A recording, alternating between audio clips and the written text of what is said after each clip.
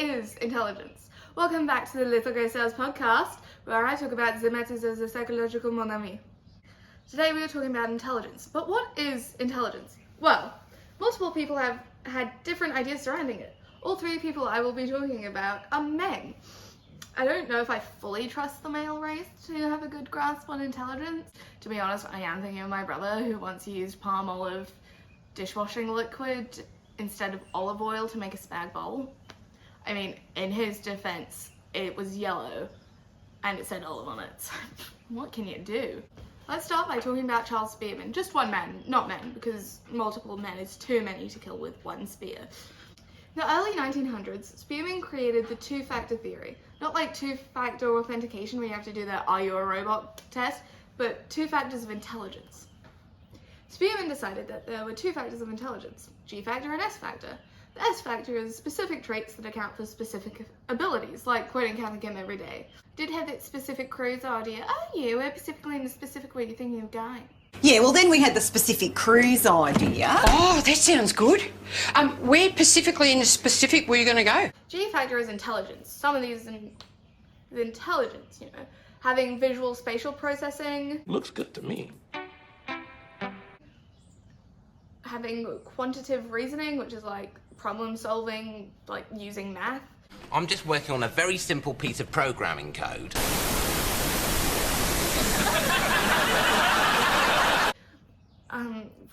Fluid reasoning, which is problem solving using prior knowledge. Hold on. Turn the top around. Yes, thank you, Kim. That you're a genius. You're not a pretty face, are you? Great. Actual knowledge. Did you know that David Suchet read all of Poirot's books and took notes so he could get the character exactly right? And a working memory, which I'm sure everyone has. What were we talking about? Spearman found that students that did well in one subject did well in multiple subjects. Spearman also decided that there were like two versions of intelligence, fluid intelligence and crystallized intelligence. Fluid intelligence is the ability to learn new things easily. Her brain is like a huge squeegee that we have to fill with info 24/7. Things like solving problems, performing activities, other stuff. Fluid intelligence decreases in age, like your brain's plasticity decreases in age. Then there's crystallized intelligence, which is just accumulated knowledge of the world. This crystallized intelligence increases in age, you know, as you learn more about the world and gain more knowledge. This is why older people are really good at crossword puzzles. 5 letters down, none M for a female dog. Most IQ tests use Spearman's theory of the general intelligence, testing only the general, not the hella specific. Did you know that David Suchet walked with a coin in his bum to perfect the Poirot waddle? In NCAA terms, testing for things like numeracy and literacy. You can see Spearman used at Nayland with them emphasizing things like English, math, and science. It's like the first things that you come up when you look at the subjects list for some strange reason. Yeah. And it's also mandatory in level 1. Let's talk about Howard Gardner, a man who does not garden, but he does stay very active on his blog. In 1983, Gardner proposed his idea of multiple intelligences. Gardner believed that intelligence was more than just being good at English, math, or science. He believed a bit wider. He started with 7 intelligences, but one got added later just because even numbers are just much better than odd. The 8 intelligences are as follows. Logical, which is being good at numbers.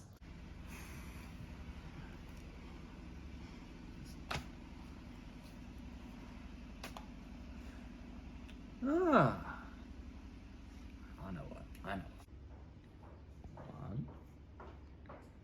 plus 1 equals.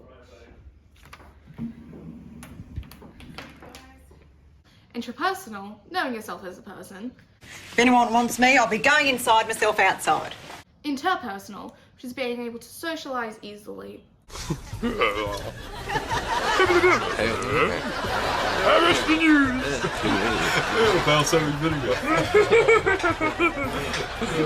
Conversation.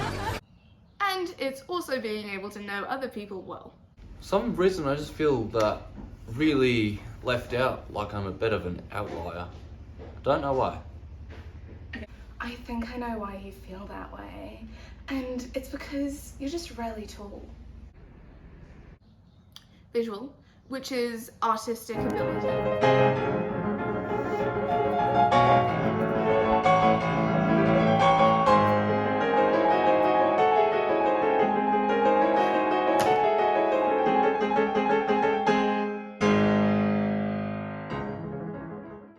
Musical, which is having musical talent.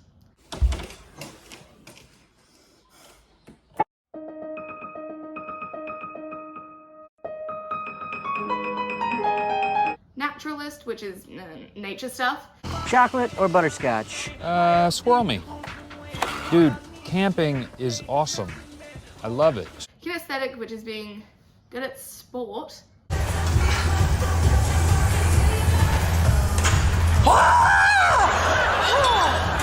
And linguistic, which is being able to write and speak eloquently.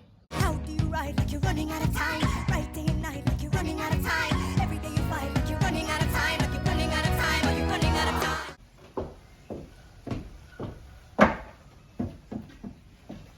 I would like to make an announcement.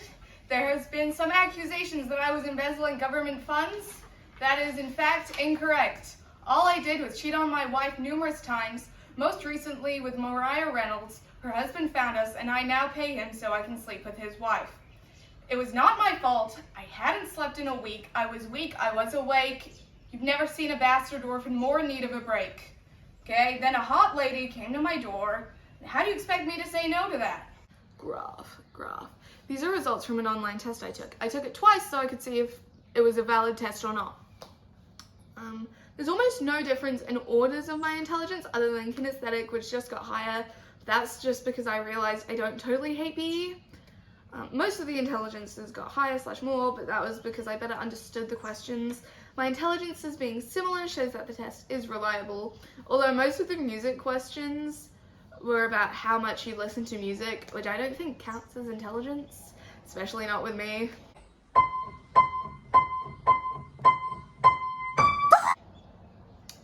It also didn't have a middle option to choose when answering each question, so you couldn't be in the middle about something, you had to have an opinion. We can see Nayland implementing Gardner's ideas by how much choice there is in subjects. You could do music, art, math, English, ad-read, drama, psychology, or PE. We're filming like this.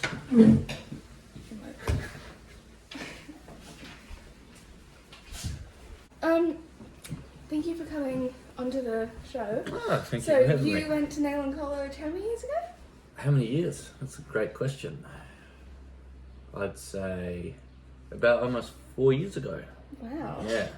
And what classes did you take at Nayland in your final year? My final year, I took outdoor education, statistics, psychology, drama, and English. Yeah. Did you want to take music but couldn't? I did want to take music, but I couldn't fit it in, so I just did a couple of assessments with my composition. Yeah. Lovely. And how did you find the variety of classes at Nayland, like in the terms of the ones that they offered you? I really liked it. It was good to be challenged in different ways. Going from doing research to writing to composing to going for hikes in the outdoors. Trying to develop my skills a lot, and I think it's really important to have multifaceted skills in order to grow. Yeah. Wonderful. And would you say that Nayland College put more of an emphasis on academic classes like English, math, or science? Not too much, no. I understand these days they're trying to have more focus on your traditional subjects with the new government. But when I was there, it didn't really feel like that. We weren't berated for taking outdoor education or anything like that. A lot of my friends took it, so yeah. That's great. You got an excellence endorsement in level 3, didn't you? Yeah, overall excellence endorsement. Yes. Congratulations. Thank you very much. And you took English and stats, which are academic subjects, but you went to a polytech in Greymouth and did outdoor ed. Would you say that your classmates were also good at school, like academically, in those subjects, or would you say that they did poorly? From what I could gather, they weren't bad at school, but then some of them definitely had challenges, whether it be dyslexia. Quite a few of my tutors had dyslexia and stuff, which hard for English and all that, and they learn better by doing, which is really what our course at Polytech was really focused on. Yeah. Do you know, you might not know this, if they were supported at school for doing like things like outdoor ed, or not like academic subjects? Some people came from Nayland and they were. Some people hadn't done it before. Maybe they did some surfing. So to some it was quite new. So there was a bit of a mixture. But they loved outdoor education, yeah, in the end, yeah. Lovely. And why did you do a polytech instead of going to university when you clearly had the smarts for it, surprisingly? Wow, yeah, surprisingly. Well, I just didn't know what I wanted to study, and I kind of treated the first year of Polytech as maybe a bit of a gap year, but you learn stuff along the way, and I really liked it. But obviously, for me, I need to have passion in what I study, because I'm a great procrastinator, and I find that if I don't like something, I'm less reluctant to study it compared to if I enjoy it. Which isn't always life, but that's why I didn't choose to go to uni. Oh, yeah. Do you think that Nayland College supported you in going to a polytech instead of a uni? There's yes and no. I will say that our outdoor education teachers were very supportive. They gave references, and we had previous Nayland students that went to Polytech come in and do a talk. However, most of the big talks, like in the homeroom, where people came to talk, were more about how to get into uni. Are we talking Nayland here? Yeah, Nayland. Okay. And how to get jobs. Yeah. But it's like, yeah, I guess if you, how do I put this? If you weren't in outdoor education, you weren't really told about the option of a polytech. And it was a small polytech. I only found out about it through my outdoor education class. It was not as well established and profound as, say, Otago or Victoria University. So, do you think that people should have this intelligence in English, math, and science, or do you think that people shouldn't care about it as much? I think it's definitely good to have some foundation of it. Because the reality of life is that you're going to be writing emails, you're going to have to do some maths, but at the same time technology has come around. We've got calculators. If you're being sneaky, there's artificial intelligence, and even that's going to take over potentially creative jobs. Yeah, already has. Yeah, so I think foundationally you should have some of it. And you should, it's good to go into, if you want to go into uni to study stuff for writing essays, but I feel like people should branch out get a bit more of a feel for what they want to do. Yeah. Yeah. Because although you can change in uni, it is still commitments you've got to make. Yeah. Yeah. And one of Gardner's 8 intelligences is kinesthetics, which is like moving your body. Would you say that being good at outdoor ed and being a raft guide is a form of intelligence? Like, would you say you're intelligent because of that? Yeah. With all like movement sports, extreme sports, they're often looked at as daredevils and crazy, but I know some people that do extreme kayaking, going down waterfalls, and sometimes it's a matter of death, life and death, and the brain would be wiring what they see and what's around them, so, and also looking into the future. So it is an intelligence. Yeah. Just like if you were to box, Yeah. it's, you are intelligent in the way you move and predict and all of that. Yeah. Yes. And do you think that people as individuals should have multiple intelligences? Like, not just stick to one thing, like branch out? Yeah, I do. Like, they can have one main thing, but Yeah, it's huge role. it's good to, I mean, obviously don't do what you want to do, but if you have different ones, that's going to exercise the brain better. And The little grey cells. yeah, the little grey cells. For me, I do rafting, but I also do guitar, drawing, and I might not be the best at all of them, but Yeah.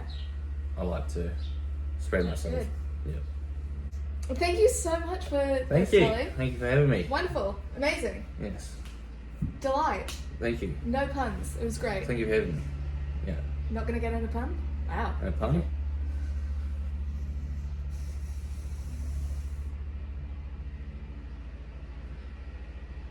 I'll leave that pun intended. I don't know if my brother said this, but we'll see. I can mention it then. But in ASM, It's in the air, it's in my blood, it's rushing on. American International School of Mozambique, where I went to primary school, but it wasn't just, it was like you start school at like 4 to 18. When my brother was in high school, I think, could have been middle school, I've forgotten, you were only allowed to take drama, or like, you couldn't take drama and art, you had to pick one. I don't know if that was like a reductionist thing, like they didn't want you to do both, or if it was like there just weren't enough kids to do both. I don't know. Now on the show we have the man, the myth, the legend, Ben James. You were at Nayland when Trevor Ollie had a mullet. What were the class variations like back then in terms of subjects? They're certainly not as varied as they are today. I'm just trying to remember, we'd have 2 language options, French and Japanese. Then there were the woodworking, technical drawing, metalwork type options as well. But the standards were history, geography, your sciences, your maths. What classes did you take in your last year? In my last, I'm not sure if I did history in my last year, but it was history and or geography, I can't remember. English, calculus, physics, chemistry. I think it was about it. Pretty standard. Standard, okay. Did you feel, we probably already answered this, but there was like a lot of emphasis on like math, English and science, or sciences? Yeah, on the core knowledge silos, yeah, there were, obviously, but and within that there was calculus or statistics, there was history and geography. They kind of paired up quite nicely, but yeah, just not the range that you guys are enjoying. Yeah. Were there a lot of kids that didn't take any math, Englishes and sciences? Do you know if they were treated as kind of, maybe not dumb, but like... No, there was, smart? I mean, it was a lot more common back then for back then. We're talking about Back in the old days. We're talking about the late 80s, all right? Not that long ago. Jeez. So it was a lot more common back then for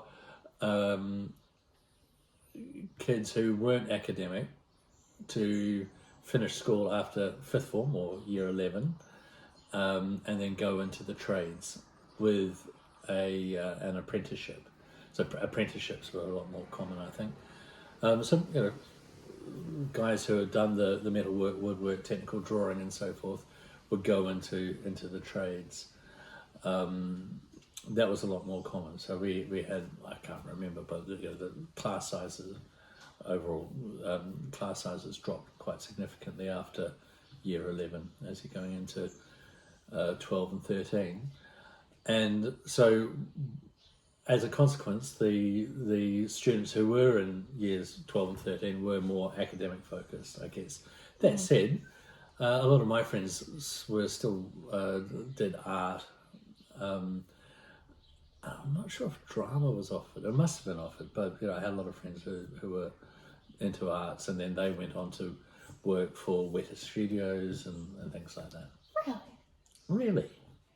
Did you not know that? Yeah, you've met a couple of them. I genuinely thought you only had 2 friends in high school. Thanks, Kofi. Not like you. Well, I've only met 2 of them that I know. So you were an amazing geologist and once the best fencer/swordsman in New Zealand. And now you're a housewife. Would you call House your husband. Yes, sorry, go ahead. You cook, housewife. Would you You call misogynist. Would you call your ability to build things out of wood, adding your signature heart to them, intelligent? Or a type of intelligence? It's an emotional intelligence. And it's a dextral intelligence as well. Mm-hmm. Thank you, daughter. Okay. Sorry. So you call it intelligent? Like you call it like a... I don't think you can... There are just so many different types of intelligence, aren't there? It's so true.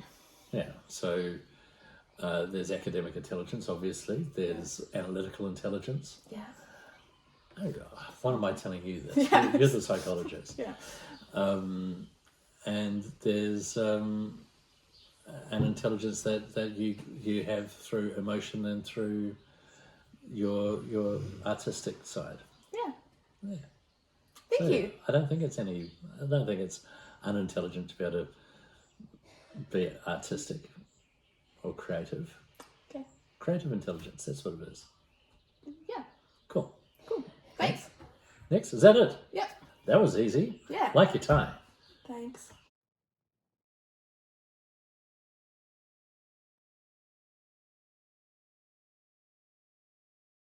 My classes that I currently do are very rounded out. Take academic English, art design, textiles, psychology, and calculus, you know, for fun. And it is fun. I tend to do pretty well in these subjects, I guess, and like all of them, not to brag. Last year I was 2 credits away from excellence endorsed, but I'm fine about it. I'm over it. I'm fine. I think taking these subjects is really good. I mean, to be fair, I'm interested in all of these subjects that I'm taking, and you know, only 2 of them I'm doing for my future, and that's English, which is a requirement for my university. I need to get 10 English credits at a merit or above, and I need 18 in total. But it's for costume design, so English is an important class to take just because a lot of unis need them. I do believe that math or science is also a very good class to take. Gardner treats everyone as winners. In school you could be good at drama but not good enough to be an actor in the real world. So you probably need some of those basic spearman skills like English and math to get into unis and stuff like that. Nayland College teaches subjects that you probably don't need to go into further education for that subject. Like, you don't necessarily need to do hospo at school to do a cooking class. But if you want to do something like chemistry, you kind of need some more foundational knowledge on chemistry. Some lessons in chemistry, if you will. Hashtag not sponsored. I mean, you probably do want to do lessons in chemistry before you go to uni, otherwise you'll probably be very confused.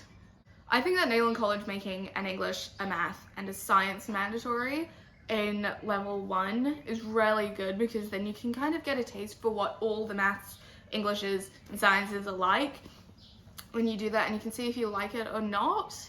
And then even then, and if you do decide to leave, you still have that a bit of that foundational knowledge. You're actually like doing exams for those classes instead of just doing random stuff in year 10 and 9.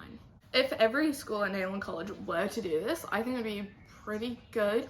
It would probably mean that there'd be more people who would be unemployed. Like if they did well in drama, really enjoyed doing drama, couldn't understand that it was more of a hobby than a career for them, and they decided to do a career, and then they found out they were just like really bad. Like, I personally love performing, but really only for my dogs. Like, I have no interest in doing it to a crowd of people. My dogs are enough. Alexander Hamilton. My name is Alexander Hamilton. There's a million things I haven't done, but just you wait, just you wait. Wow, so impressive. Oh my god, we love it. You're amazing. Woo! Another way that Nayland College uses Spearman for things is the smart kids from intermediate will do a test to see if they get into the accelerated learners class. And the test is stupid, I must say, like extremely stupid. I took the test and I think I must have done well in the English thing, because I was really good at like year 9 and 10 English. There was one question, that's literally the only question I remember. There was one question on the math one, okay, and it was like, find this angle of a triangle, and it was literally like, it was so simple, it was so easy. But I was never taught that like the entirety total of their like angles collected in a triangle was 180, whatever it is, right? No one ever taught me that, so I didn't know that. Okay, that's why I didn't get into the academic learners class, okay? Because my teacher, I loved my teacher, I loved him, he was great, but I learned nothing. Okay, learned nothing. Otherwise, I would have gotten in there and I would have been in that class, and I'm fine about it, I'm fine. I swear to God, I'm fine. It's fine, I'm over it. But like, seriously, it was a stupid question anyway.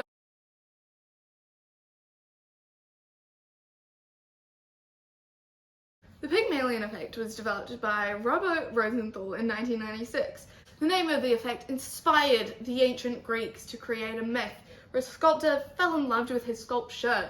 This was then turned into a play, then a musical called My Fair Lady, then the movie Pretty Woman, which created the classic line, You made a big mistake. Huge. Rosenthal did a study on a primary school in America. The US of A, baby! He did this to see if information about students can cause a bias in teachers. The study was done on grades 1 through 6 with 3 classes in each grade. Let me tell you a little something, okay? 6th grade is actually in middle school.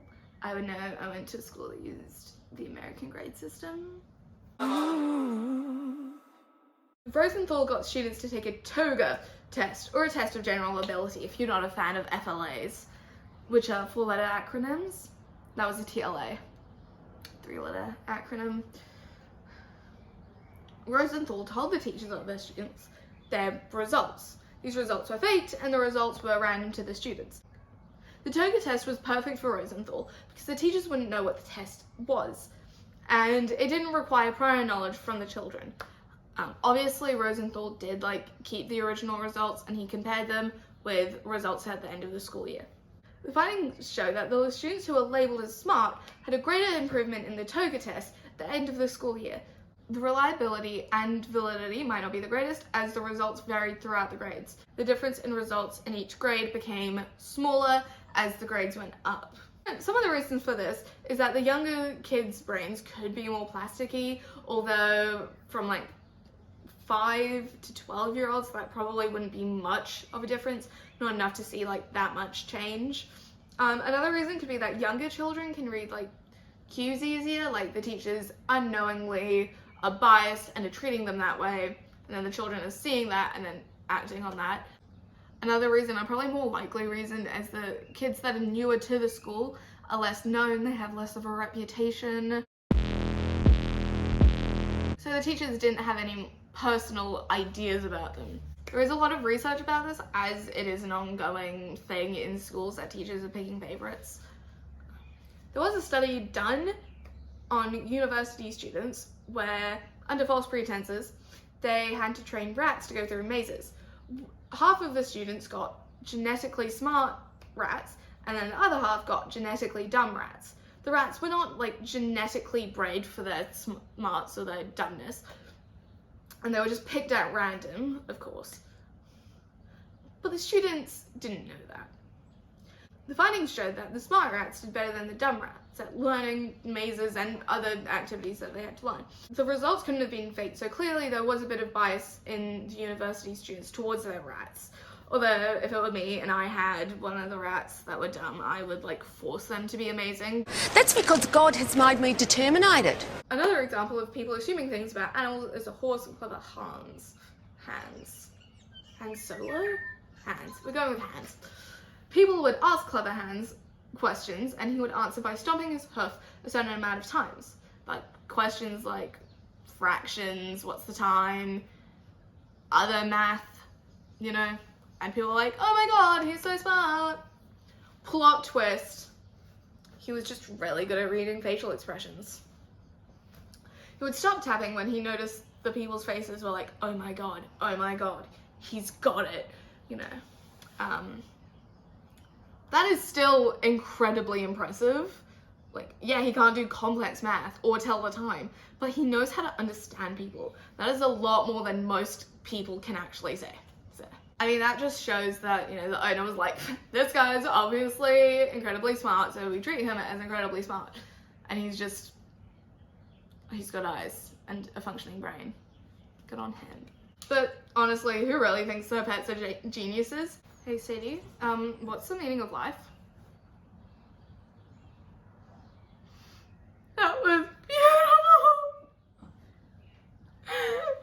I'm sorry, it was just so beautiful. I'm gonna need a minute. The Pygmalion effect happens in Nayland College when kids from Broad Green come into Nayland College. Their teachers get a message about like what the student was like in class and how they did academically, which is obviously not that great, but I'm sure my one was amazing.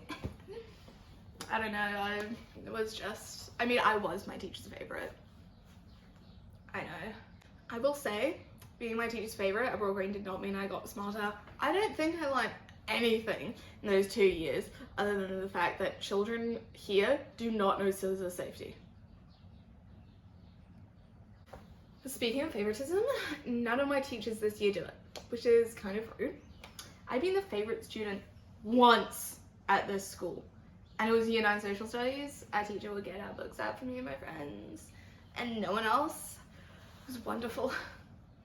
I mean, I guess if you're not the favorite student, it's probably not great, and you probably would feel very left out, and then you wouldn't enjoy that class as much, then you wouldn't participate in that class. So like, yeah, I think not having favoritism is a good thing. I mean, Mr. Ryan doesn't do favoritism,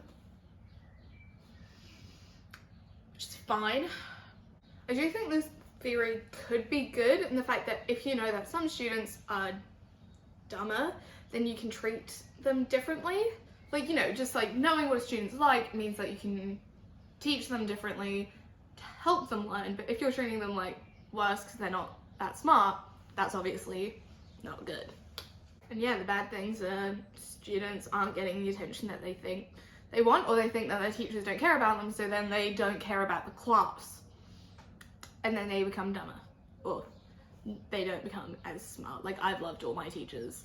But I know some people who haven't loved their teachers because they thought their teachers didn't like them, and then they just did, maybe they don't do horribly, but they just did not like participate that much. You know, they were like, no, I don't want to do this.